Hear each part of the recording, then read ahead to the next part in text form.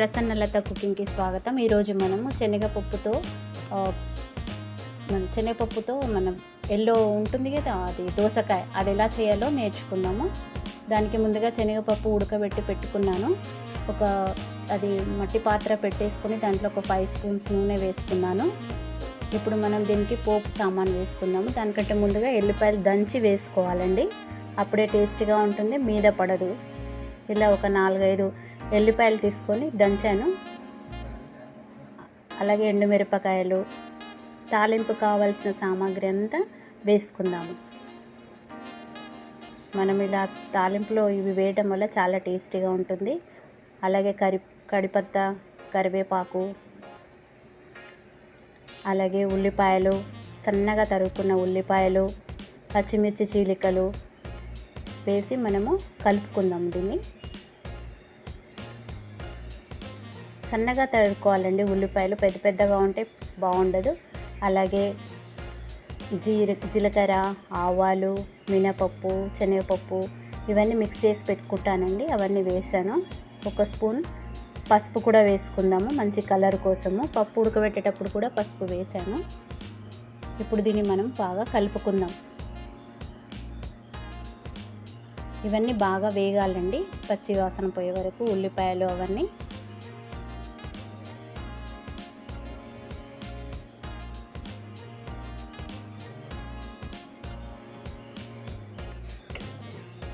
చూసారా,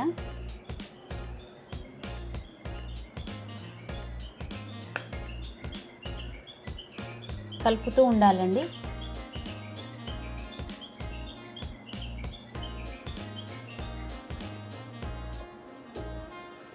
ఇప్పుడు మనం దీంట్లో కొద్దిగా ఇంగువ వేసుకుందాము. ఇంగువ వేయడం వల్ల పప్పుతో ఏమన్నా మనకు కడుపులో అసిడిటీ, గ్యాస్ కాకుండా ఉంటుందండి. ఇంగువ పప్పులో వేసుకోవాలండి తప్పకుండా. మంచి రుచి కూడా ఉంటుంది, మనకు డైజెషన్ ప్రాబ్లం కూడా రాదు. ఇలా ఇంగువ వేసి కలిపేసి దోసకాయ ముక్కలు చిన్న చిన్నగా కట్ చేసుకోవాలండి. ఇవి ఎల్లో దోసకాయ అంటారండి, కూర దోసకాయ అంటారు. దీంతో పచ్చడి కూడా చేసుకుంటారు. ఆ రెసిపీ కూడా మీకు చూపిస్తాను. శనగపప్పుతో ఈ పప్పు చేయడం వల్ల చాలా రుచిగా ఉంటుంది. ఇప్పుడు నేను ఇందులో దోసకాయ ముక్కలు వేస్తున్నాను. ఇవి గట్టిగా ఉంటాయి కాబట్టి కొద్దిగా మగ్గే వరకు మనము వీటిని ఉడకబెట్టుకుందాము. టమాటా కూడా వేసాను. అలాగే 1 స్పూన్ కారం పొడి వేస్తున్నాను. మీరు కారం ఎంత కావాలో చూసుకొని వేసుకోండి. నేనైతే 1 స్పూన్ వేసాను. 2 స్పూన్ల ధనియాల పౌడర్ వేసాను. అలాగే ఉప్పు రుచికి సరిపడా వేస్తున్నాను. మనం ఎంత తినగలమో చూసుకొని వేసుకుందాము.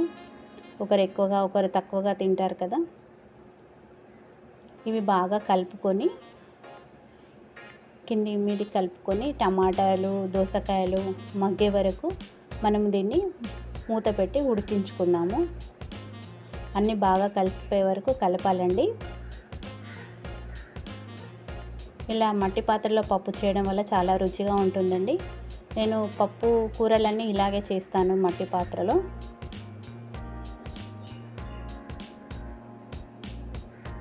చాలా టేస్టీగా ఉంటుంది ఈ రెసిపీ. పప్పు చాలా రుచిగా ఉంటుంది శనగపప్పు వేయడం వల్ల. కందిపప్పుతో కూడా చేస్తారండి, నేను శనగపప్పుతో కూడా చేస్తాను. దీన్ని వేసేసి మనము మూత పెట్టేసుకొని మనము దోసకాయ ఉడికే వరకు దీన్ని మనం మగ్గించుకుందాం. మధ్య మధ్యలో కలుపుతూ ఉండాలండి, అడగంటకుండా. అలాగే 1 గ్లాసు నీళ్ళు పోసేసి కలిపేసి మూత పెట్టేసుకుందాం. దోసకాయ గట్టిగా ఉంటుంది కదండి, కొద్దిగా ఉడికితే బాగుంటుంది. పప్పు వేస్తే తొందరగా ఉడకదండి, కాబట్టి ముందు మనం దాన్ని ఉడికించుకుందాం. మూత పెట్టేసుకొని అది ఉడికే వరకు దాన్ని మనము మూత పెట్టేసుకుందాం. మధ్య మధ్యలో కలపాలండి, సిమ్లో పెట్టాలండి, మీడియం టు సిమ్లో. చూసారా, వాటర్ బాగా వచ్చేసింది, ముక్క కూడా కొద్దిగా ఉడికిపోయింది. మనం చెక్ చేసుకోవాలండి ముక్క ఉడికింది లేదనేది. ఉడికితే మొత్తం ట్రాన్స్పరెంట్గా అయిపోతుందండి, అదే మనకు తెలిసిపోతుంది ముక్క ఉడికిందని. తెల్ల తెల్లగా ఉండదండి. టమాటా కూడా ఆల్మోస్ట్ ఉడికిపోయిందండి.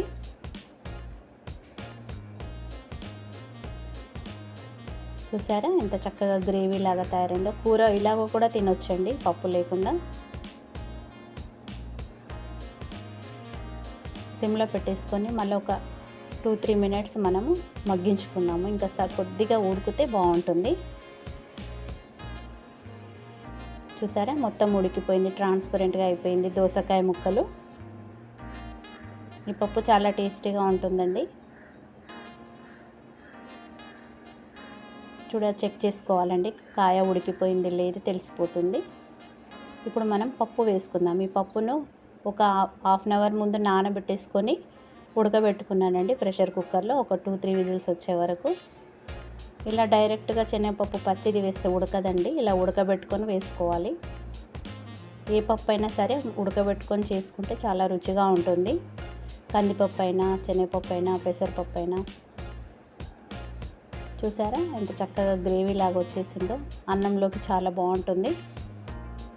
కొత్తిమీర వేసేసుకొని మనము మూత పెట్టేసుకుందాము.